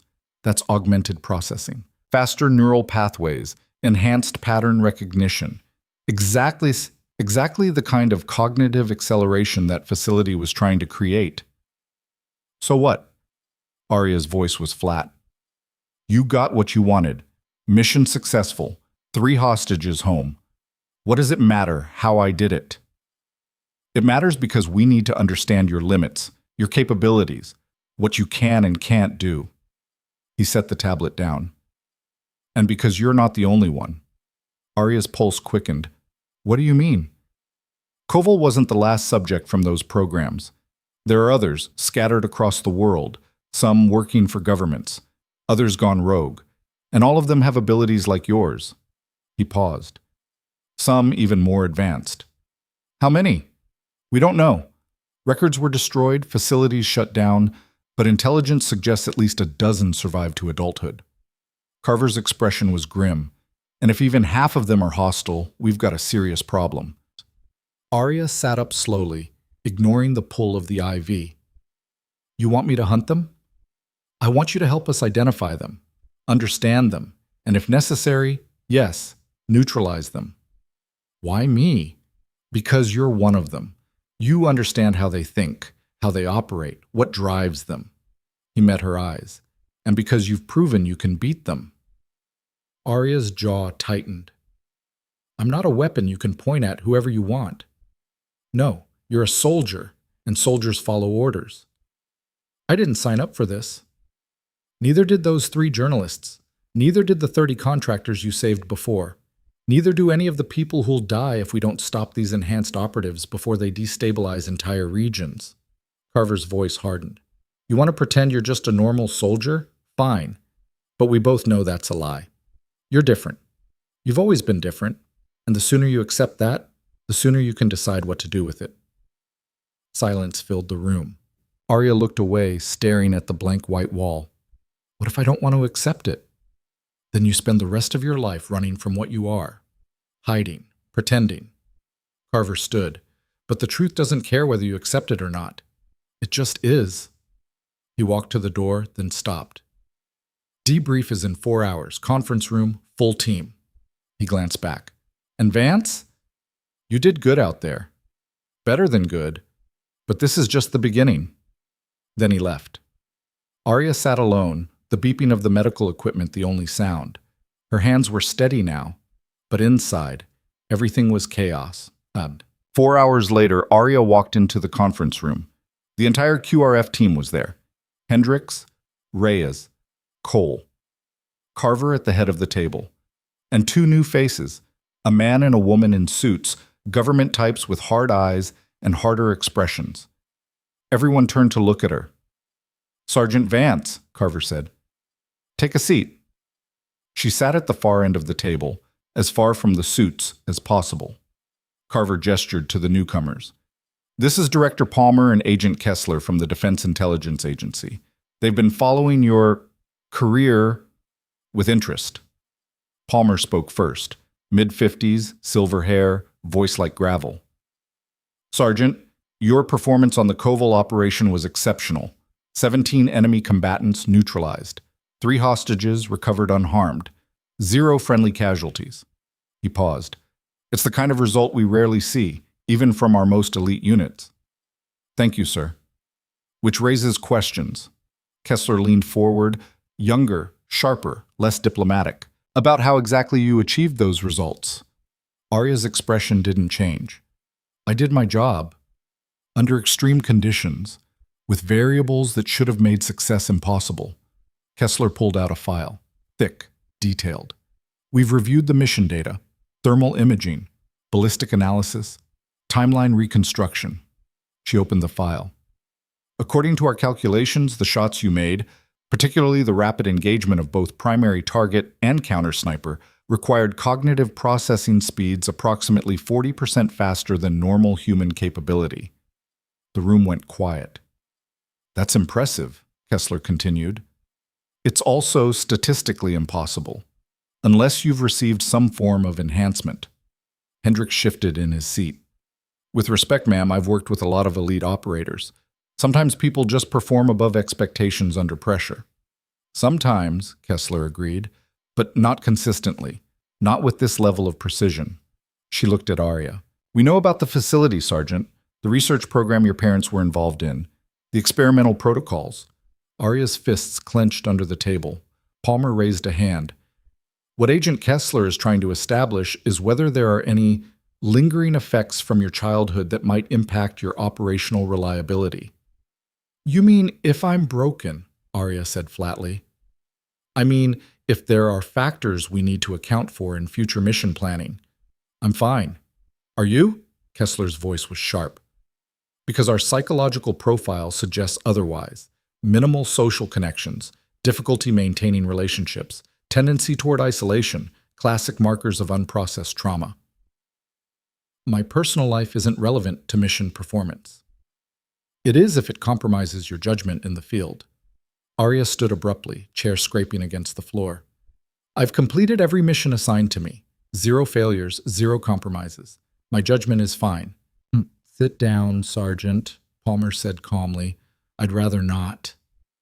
That wasn't a request, Carver cut in. Vance, sit. She hesitated, then sat. The tension in the room was thick enough to choke on. Palmer folded his hands on the table. Let me be clear, Sergeant. We're not questioning your abilities. We're trying to understand them so we can utilize them effectively. The United States has enemies with capabilities we're only beginning to comprehend. Enhanced operatives, augmented soldiers, people who've been trained or modified to operate beyond normal human limits. He paused. If you're one of those people, we need to know, because that makes you an asset, a valuable one. I'm not an asset. I'm a soldier. You're both, Kessler said, whether you like it or not. Reyes spoke up from across the table. Can I say something? Palmer nodded. I was on that QRF team. I saw what Sergeant Vance accomplished out there. And yeah, it was impressive. Maybe even impossible by normal standards. But you know what else I saw? Reyes looked at Arya. I saw someone who was willing to freeze half to death in a canal for 4 hours to save 3 people she'd never met. Someone who took the hardest job because no one else could do it. That's not an asset. That's a hero. Hendricks nodded. Agreed. I've worked with a lot of operators who talk a big game. Vance just does the work, and she does it better than anyone I've seen. Palmer studied them both. Your loyalty to your teammate is admirable, but sentiment doesn't change the facts. Then what facts do you want? Arya's voice was cold. You want me to admit I'm different? Fine. I'm different. You want me to confirm that I have abilities most people don't? Confirmed. You want to know if I'll use those abilities to complete missions? Absolutely. She leaned forward. But if you're asking whether I'm some kind of weapon you can just point at targets and fire, the answer is no. I make my own decisions, I choose my own missions. And if you don't like that, you can find someone else. The room went dead silent. Palmer and Kessler exchanged glances. Then Palmer smiled, thin, calculating. You misunderstand, Sergeant. We're not trying to control you. We're trying to recruit you. Arya blinked. What? There's a unit, Kessler said, highly classified, operates outside normal military channels, handles threats that conventional forces can't address. She pulled out a single sheet of paper, sliding it across the table. We want you to join it. Arya picked up the paper. It was mostly redacted, black bars covering names, locations, mission details. But one phrase stood out in clear text. Enhanced Operator Response Unit. What is this? Arya asked. Exactly what it sounds like, Palmer said. A team designed to counter enhanced threats. Operatives like Koval, like the other survivors from those research programs. People with abilities beyond normal human parameters. He paused. We need someone who understands how they think, how they fight, how to beat them. And you think that's me? We know it is. Arya set the paper down. What if I refuse? Then you go back to your regular unit, Kessler said. Continue your army career. Live a normal life. She paused. Until the next Koval shows up, the next enhanced operative who threatens American lives. And you spend the rest of your days wondering if you could have stopped them. Arya's jaw worked. Palmer stood, buttoning his jacket. You don't have to decide right now. Take some time. Think it over. But understand this. What you did in Libya wasn't a one-time thing. It's who you are. And people like you don't get to sit on the sidelines. Not when there are others out there who will use their abilities to hurt people instead of save them. He nodded to Kessler, and they both headed for the door. Before leaving, Palmer glanced back. "We'll be in touch, Sergeant." Then they were gone. The room exhaled collectively. Hendricks whistled low. "Well, that was intense." "Understatement," Reyes muttered. Carver stood. "Everyone out, except Vance." The team filed out quickly, leaving Arya alone with Carver and Cole. Carver walked to the window, staring out at the desert beyond. "They're not wrong, you know." "About what?" "About you being different, about this being who you are." He turned to face her. "I've been in this business for 20 years. I've seen a lot of soldiers, a lot of operators, and I've learned to recognize the ones who are just doing a job versus the ones who are built for it." He paused. "You're the latter." Arya said nothing. Cole spoke up. "The question is, what do you want to do about it?" "I don't know." "That's fair," Cole said. "This is a lot to process. But you need to understand something. Palmer and Kessler might have come off as cold, but they're not wrong about the threat. There are enhanced operatives out there. We've tracked at least 8 confirmed cases in the last 2 years. Eastern Europe, Middle East, Southeast Asia, and they're getting bolder." "What do they want?" "Depends on who's pulling their strings. Some work for governments. Others are mercenaries. A few have gone completely rogue, using their abilities for personal gain." He pulled up a holographic display, showing a map with red dots scattered across several continents. "This is what we know. Each dot represents a confirmed or suspected enhanced operative. And this?" He zoomed in on a cluster of dots in Eastern Europe. "This is the highest concentration. Former Soviet facilities. Experimental programs that never officially shut down." Arya studied the map. "And you want me to help track them?" "We want you to do more than track them," Carver said. "We want you to lead the unit that stops them." Arya's head snapped up. "Lead?" "You've got the skills, the experience, the unique perspective." Carver walked back to the table. "And more importantly, you've got something they don't." "What's that?" "A conscience." The words hung in the air. Carver continued. "Most enhanced operatives were raised in systems that dehumanized them, turned them into weapons. You were different. You had parents who cared, even if their methods were flawed. You ended up in foster care, developed empathy, learned to value life." He paused. "That's what makes you dangerous to them. Because you're not just enhanced, you're enhanced with humanity intact." Arya looked down at her hands. They were steady, strong, capable of things most people couldn't imagine. But they were also the hands of a 6-year-old girl who'd been strapped to a table and subjected to experiments she couldn't understand. "I need time," she said quietly. "Take it," Carver replied. "But not too much. The world doesn't wait for anyone to be ready." That night, Arya sat alone in the observation tower overlooking the desert. The stars were brilliant out here. No light pollution, no interference. Just infinite points of light against endless darkness. Footsteps on the metal stairs. Reyes climbed up, carrying 2 bottles of water. She handed one to Arya without a word, then sat beside her. They drank in silence. Finally, Reyes spoke. "You know, I almost walked away once." Arya glanced at her. "From what?" "From all of this. The missions, the danger, the weight of it." Reyes stared out at the horizon. "I'd just lost my entire team in Fallujah. IED. I was the only survivor. And I kept thinking, what's the point? We save one group, another needs saving. We stop one threat, 3 more pop up. It's endless." "What changed your mind?" "I met a kid in a refugee camp, maybe 7 years old. She'd lost her parents to an airstrike, lost her home, lost everything." Reyes paused. "But she was still smiling, still playing with other kids, still hoping for something better. And I realized that hope exists because people like us do the hard jobs, the impossible jobs. We create the space where hope can survive." Arya absorbed that. "I'm not saying you have to join Palmer's unit," Reyes continued. "That's your call. But I'm saying that what you can do, what you were built to do, it matters. It saves lives. And that's worth something. Even if I didn't choose it, especially then, because you could have become bitter. You could have used your abilities for yourself, but you didn't. You used them to save 30 contractors, 3 journalists, How many others we don't even know about?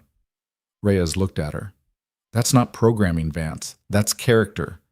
Arya felt something tighten in her chest. Besides, Reyes added with a slight smile, someone's got to keep Hendrix humble. Might as well be you. Despite everything, Arya smiled. They sat together in comfortable silence, watching the stars. Boom. 3 days later, Arya stood in Carver's office. He looked up from his desk. You've made a decision. I have. And? Arya set a signed document on his desk. I'll join the unit, on one condition. Carver picked up the document, scanning it. Which is? I choose the missions. If something doesn't sit right, if I think it crosses a line, I walk. No questions. No repercussions. Carver was quiet for a moment. Then he nodded. Agreed. Just like that? Just like that. He stood, extending his hand. Welcome to the program, Vance. Officially. She shook it. One more thing, Carver said. He pulled out a small box from his desk drawer, handing it to her. Inside was a new insignia, the same stylized dagger Cole wore, but with a subtle difference. A single star above the blade. Team leader, Carver explained, you'll be building your own unit, selecting operators, running missions. He paused. It's a lot of responsibility. I can handle it. I know you can. That's why I'm giving it to you. He sat back down. Your first assignment comes in 48 hours. Intel suggests a former Soviet-enhanced operative is operating in the Balkans, targeting NATO officials. We need him stopped before he starts a diplomatic incident. I'll need a team. Pick whoever you want from the available roster. Hendrix and Reyes have already volunteered. Arya smiled slightly. Of course they have. One more thing. Carver's expression turned serious. The more you dig into this world, the world of enhanced operatives, the more you're going to learn about your own past, about what was done to you, what your parents were involved in. He paused. Are you ready for that? Arya met his eyes. I don't know, but I'm done running from it. Good answer. She turned to leave. Vance? She stopped. For what it's worth, Carver said quietly, I'm glad you're here. Glad you chose this path. The world's a darker place than most people know. But people like you, you're the light that keeps it from going completely black. Arya didn't respond, but she nodded once before leaving. Later that evening, Arya walked alone through the facility grounds. The sun was setting, casting long shadows across the desert sand. In the distance, she could see operators running drills, preparing for missions she'd never know about. She thought about the little girl who'd been strapped to a table in a white room, the girl who'd lost her parents, the girl who'd been experimented on, enhanced, turned into something other than normal. That girl had been terrified, broken, lost, but she'd survived. And somewhere along the way, she'd become something else. Not a weapon, not just a soldier, something more. Arya pulled out her phone, a secure device issued by Carver. She scrolled to a secure message app and typed a single line. Ready for assignment. Send coordinates. The response came 30 seconds later. Welcome to the team, Ghost. Ghost. She smiled slightly. Yeah, that fit. Because that's what she'd always been. Invisible, silent, striking from the shadows. But now, she wasn't just surviving. She was hunting. And somewhere out there, an enhanced operative in the Balkans had no idea what was coming for him. Arya pocketed the phone and turned back toward the barracks. Her team was waiting. Her mission was clear. And for the first time in her life, she wasn't running from what she was. She was embracing it. Because the ghosts of her past had shaped her. But they didn't control her. Not anymore. She did. And that made all the difference. The next morning, Hendrix found her in the armory, already prepping gear. Heard we're going to the Balkans, he said. We are. Heard you're leading. I am. He nodded slowly. Good. About time someone competent took charge. He paused. For the record, I'm glad it's you. Arya looked up. Even after all your doubts? Especially after. Because you proved me wrong, and that's exactly the kind of person I want leading me into a firefight. He extended his hand. Welcome to command, Ghost. She shook it. Reyes appeared in the doorway. Ghost? That's what we're calling her. Seems fitting, Hendrix said. Reyes grinned. I like it. Has a nice ring to it. Arya shook her head, but she was smiling. For the first time in years, she felt something she hadn't felt since she was 6 years old. She felt like she belonged, not because of what had been done to her, but because of what she'd chosen to become. And that was a power no experiment could ever create. The Balkans were colder than the desert. Arya stood on a ridge overlooking a valley town in rural Bosnia, breath misting in the pre-dawn air. Below, lights flickered in scattered windows. Somewhere down there, a man named Viktor Sokolov was sleeping, or pretending to. Hendricks crouched beside her, scanning the valley through thermal optics. Target building is the two-story structure on the eastern edge. Heat signatures show 2 occupants, one on the ground floor, one upstairs. Which one is Sokolov? Arya asked.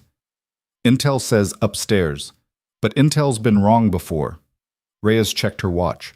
QRF is 10 minutes out. We've got a narrow window. Arya studied the terrain. The town sat in a natural bowl, surrounded by forested hills.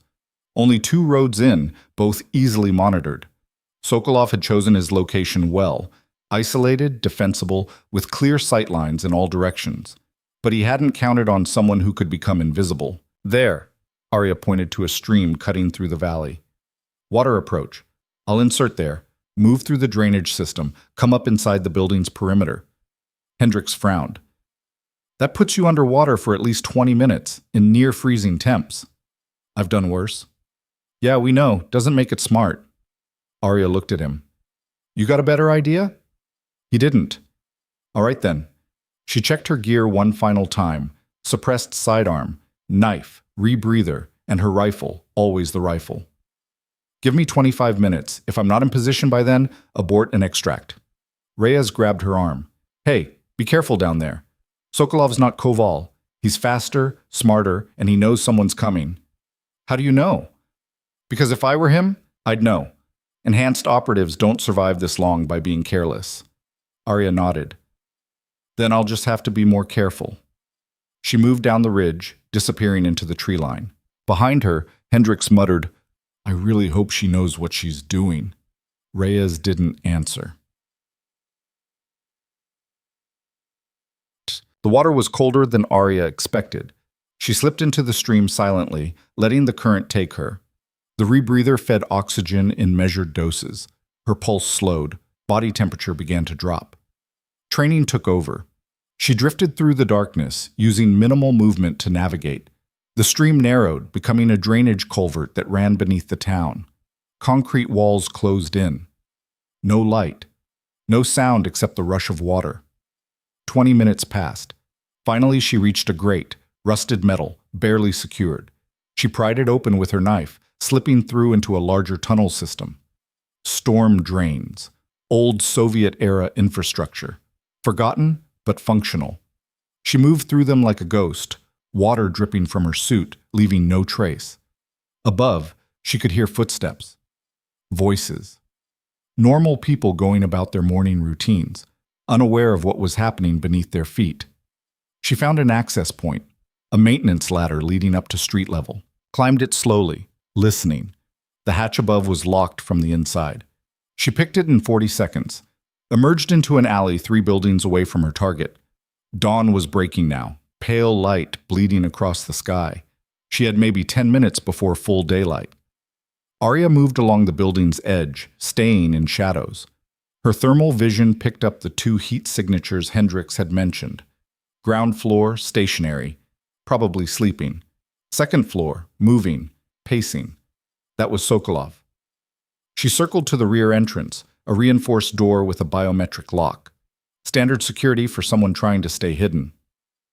Arya pulled out a small device from her kit, a lock bypass unit designed to clone fingerprints from residual oils. She pressed it against the scanner. 3 seconds. Click. The door opened. She was inside. The interior was sparse. Bare walls. Minimal furniture. Everything designed for quick evacuation. Sokolov wasn't living here. He was hiding here. Arya moved through the ground floor, clearing rooms silently. The sleeping occupant turned out to be a woman, mid-30s, civilian clothes, no weapons visible. Not a threat. Not yet. Upstairs, the pacing continued.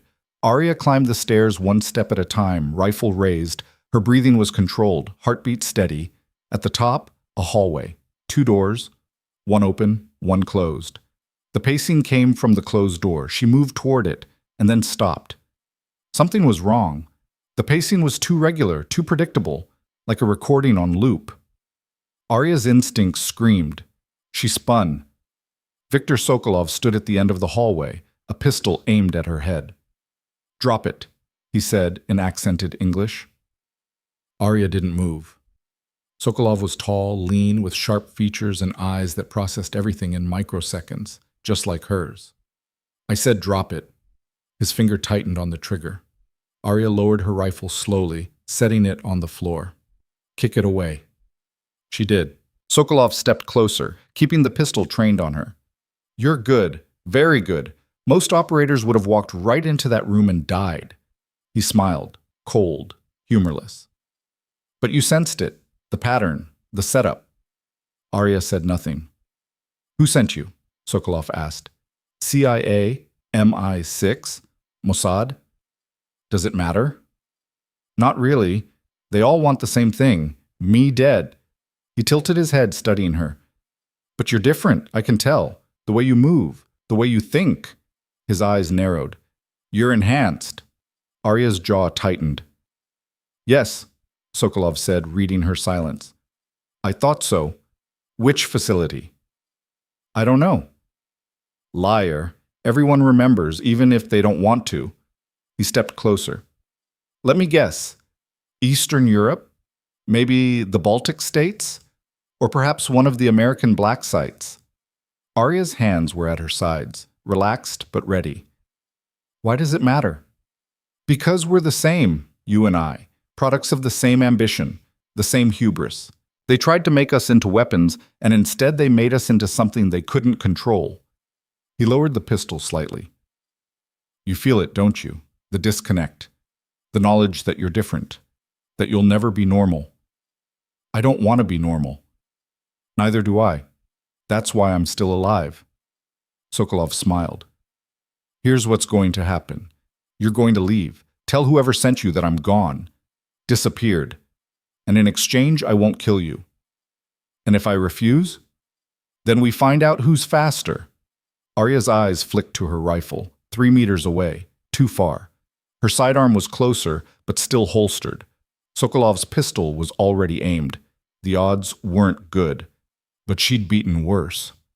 "Or," Sokolov continued, "you could join me. There are others like us. A network. We help each other, protect each other from people who'd use us as tools." He paused. "You don't have to be their weapon anymore." "I'm not their weapon. I'm my own." "Are you? Or are you just following orders like a good soldier?" Arya's voice was quiet. "I choose my missions. But they choose the targets. They point you at people like me and tell you we're threats." Sokolov shook his head. "I've killed 4 NATO officials. Do you know why? Money, power, take your pick. Justice." His voice hardened. "Those officials authorized black sites where people like us were created.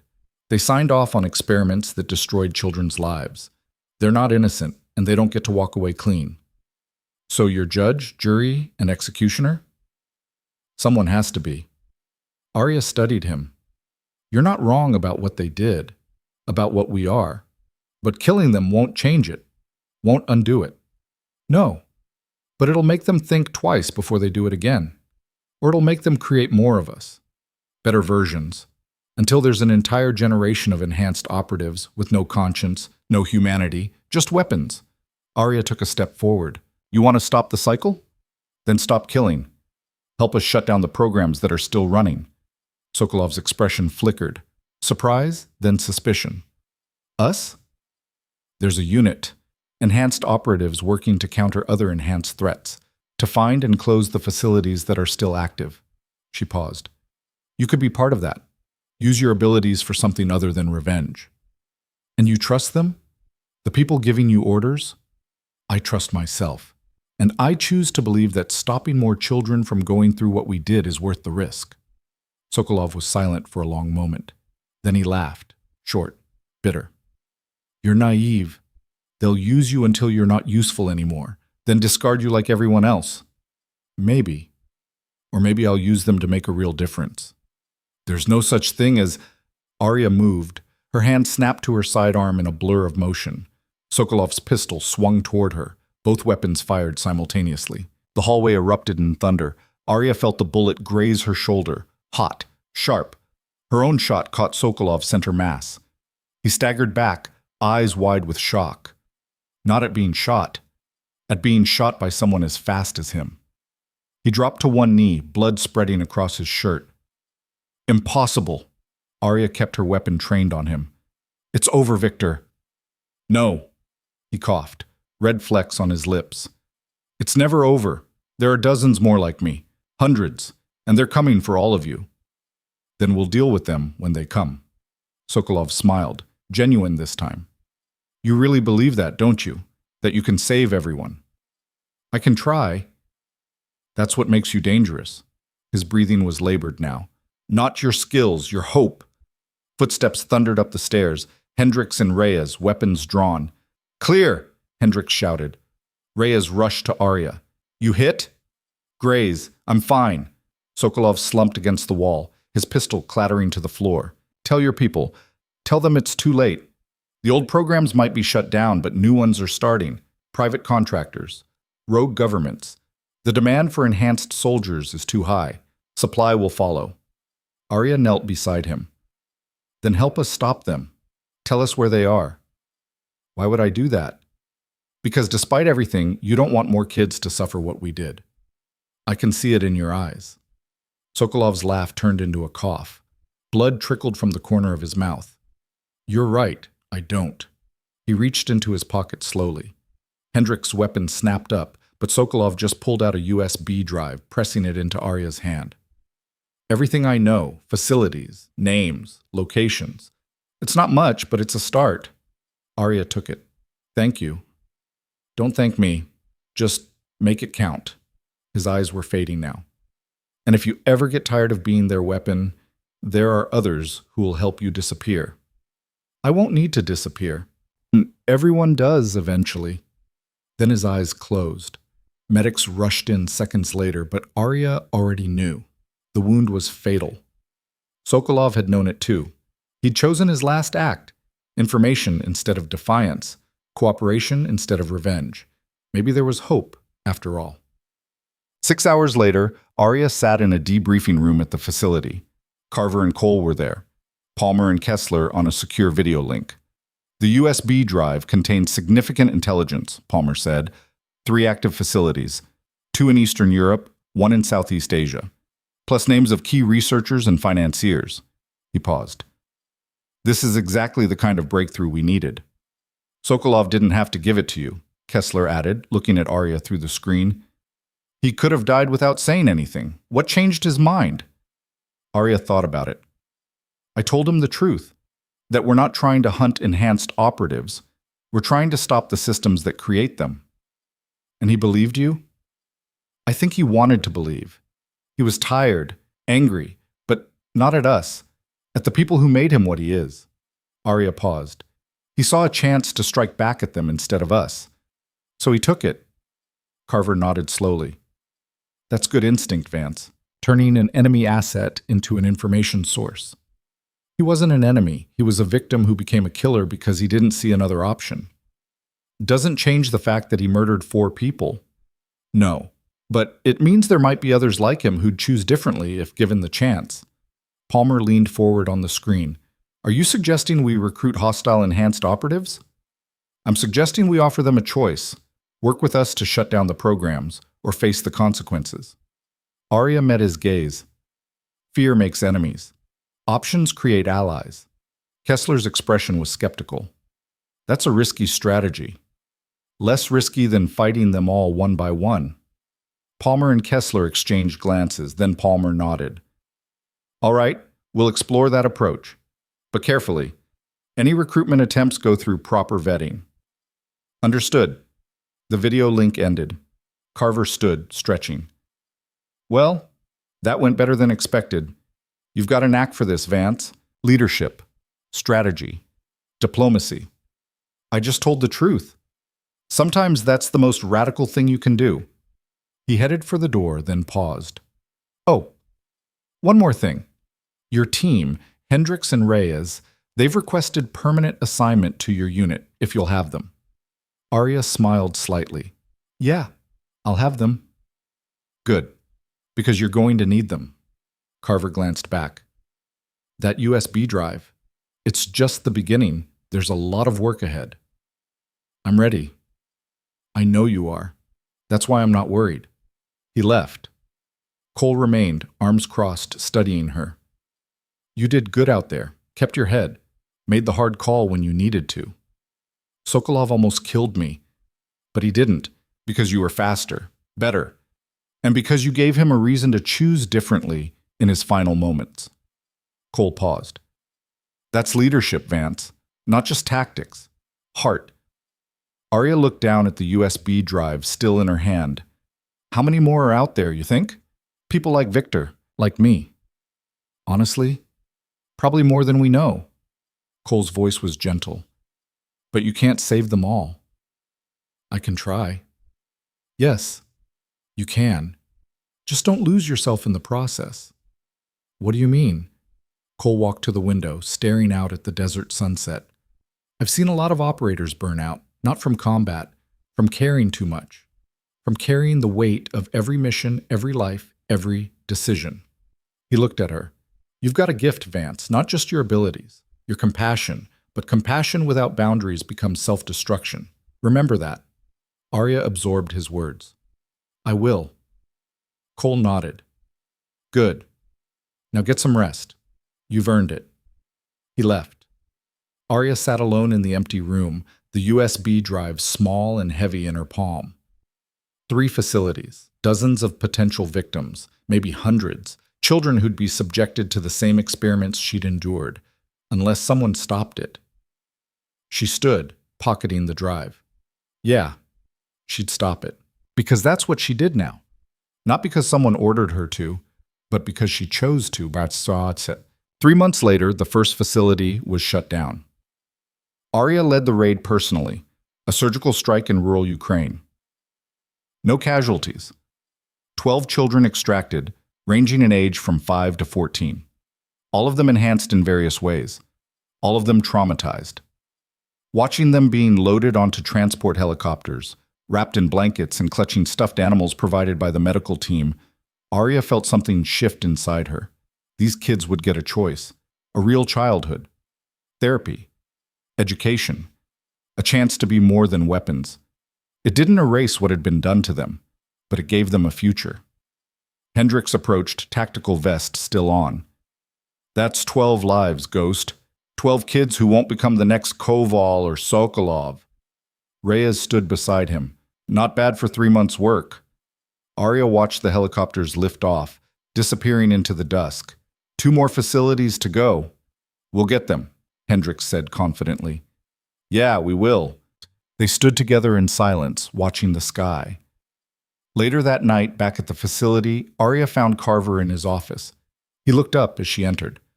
Heard the mission was a success. Congratulations. Thanks. She sat across from him. I wanted to ask you something. Shoot. Those 12 kids, what happens to them now? They'll be placed in a specialized care program. Medical treatment, psychological counseling, eventually adoptive families if possible. He paused. Why? I want to stay in touch with them, if they'll let me. Carver's eyebrows rose. That's unusual. So am I. He smiled. Fair point. I'll arrange it. But Vance, don't let it become a burden. You can't fix everything for them. I know, but maybe I can show them that what was done to them doesn't define who they become. She paused. Someone should have shown me that when I was their age. Carver's expression softened. You're a good person, Vance. Better than this job deserves. Maybe. Or maybe this job needs good people more than we think. Maybe so. She stood to leave. Vance? She turned. Your parents, Carver said carefully. The research they did, the experiments. Do you ever wonder if they regretted it? Arya was quiet for a moment. every day. But I'll never know. So instead, I choose to believe they loved me, that they thought they were helping, and that if they could see what I've become, not the enhanced parts, but the choices I make, they'd be proud. I think they would be. Arya nodded and left. It's 1 year later. Arya stood on a stage in a secure Pentagon briefing room, facing an audience of military brass, intelligence officials, and government leaders. Behind her, a screen displayed the results. 3 facilities shut down, 47 children rescued, 18 hostile enhanced operatives neutralized or turned, 0 civilian casualties. Palmer stood at the podium beside her. In the past year, the Enhanced Operator Response Unit has exceeded every expectation. They've dismantled human trafficking networks disguised as research facilities. They've prevented international incidents, and they've proven that enhanced operatives can be assets for peace rather than weapons of chaos. He turned to Arya. Sergeant Vance has led this unit with exceptional skill and integrity. It is my honor to recommend her immediate promotion to lieutenant and commendation for extraordinary service. Applause filled the room. Arya stood at attention, her dress uniform crisp, medals gleaming. But her mind was elsewhere, on 12 kids in Ukraine who were learning to play soccer for the first time, on 3 journalists in Libya who'd gone home to their families, on 30 contractors who'd watched their children grow up because someone made an impossible shot from a freezing canal. This wasn't about medals or promotions. It was about the quiet victories, the lives saved, the futures preserved. After the ceremony, Hendricks and Reyes found her outside. "Lieutenant Vance," Hendricks said with mock formality, "has a nice ring to it." "Don't start," Reyes grinned. "Too late. You're stuck with us now, and we're calling you LT forever." Despite herself, Arya smiled. They walked together through the Pentagon corridors, their boots echoing in sync. "You know," Reyes said, "a year ago you were just a staff sergeant nobody believed in. Now you're running the most classified unit in the intelligence community. That's pretty impressive." "I had help." "Yeah, but you had the guts to take the shot when it mattered," Hendricks added, literally and figuratively. They reached the exit, stepping out into Washington, D.C. twilight. The city sprawled before them, millions of lives, each one unaware of the shadows being fought to keep them safe. "What's next?" Reyes asked.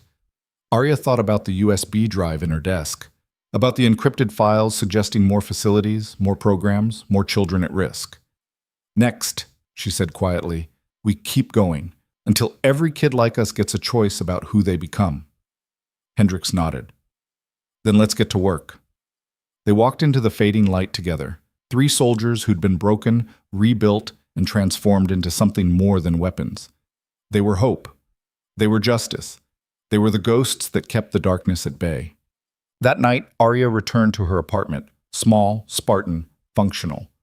On her desk sat a photo, recent, taken at the Ukrainian facility after the rescue. 12 children smiling, some tentatively, others with genuine joy. And in the back, barely visible, Arya standing with them. She picked up the photo, studying those young faces. Once, she'd been one of them. Lost. Afraid. Uncertain. But she'd survived. And more than that, she'd chosen to become someone who protected others from the same fate. That choice had defined her more than any experiment ever could. Her phone buzzed. A message from Carver. "New intel. Possible facility in Malaysia. Your call." Arya looked at the photo one more time, then set it down gently. She typed her response. "We're on it." Because that's what she did now. She hunted the monsters so others wouldn't have to. She stood between the innocent and the darkness. And she did it not because she was programmed to, but because she chose to. Every single day.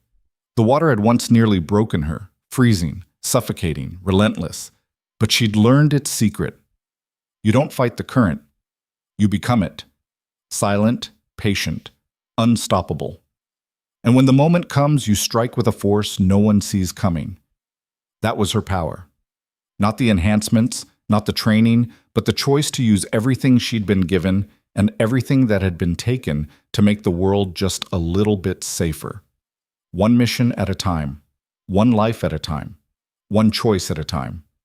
Arya Vance closed her eyes, breathing slowly. Tomorrow, there would be another mission, another threat, another chance to make a difference. But tonight, she allowed herself something she'd rarely permitted: peace, because she'd finally accepted the truth. She wasn't broken, she was forged, and the strongest steel is made in the hottest fire. True power isn't in refusing to break, it's in choosing how you rebuild. The ghosts of your past don't have to haunt you. They can guide you toward becoming something greater than you ever imagined.